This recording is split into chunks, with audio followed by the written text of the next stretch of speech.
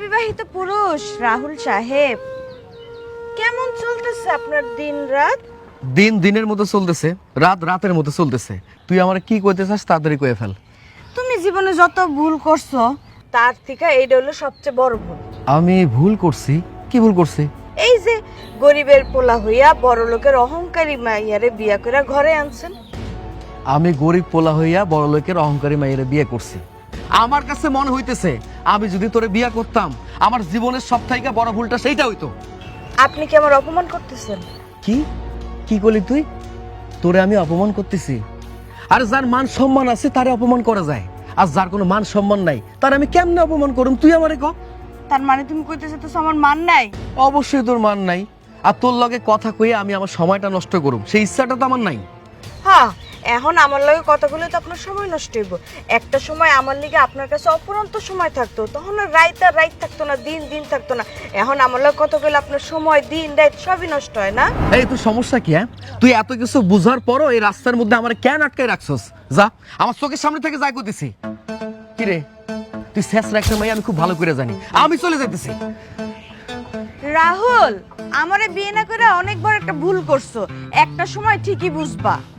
আমার যদি কখনো মনে হয় যে তোরে বিয়ে করা দরকার সেই সময়টা তোরে আমি বিয়ে করুম। এবার তুই বুঝতে পারছস? যাই এখান থেকে।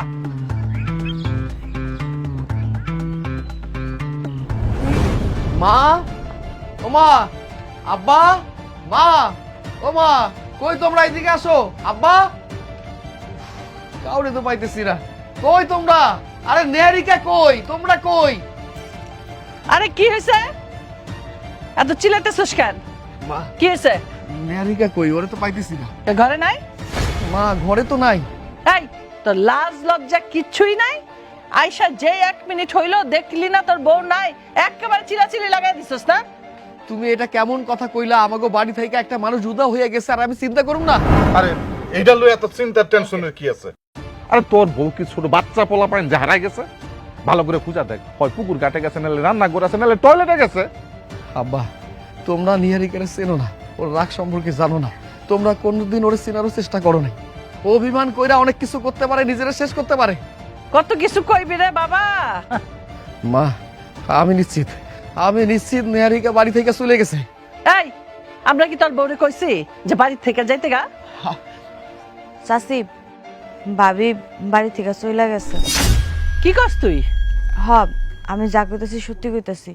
ভাবি আমার খুব সকালে ডাইকা কইলো হ্যাঁ বাড়িতে যাইবো, আর যাওয়ানোর সময় এই সিডিটা দিয়ে গেছে, কইছে ভাইজানটা দিতে। চিঠি? কিসের চিঠি?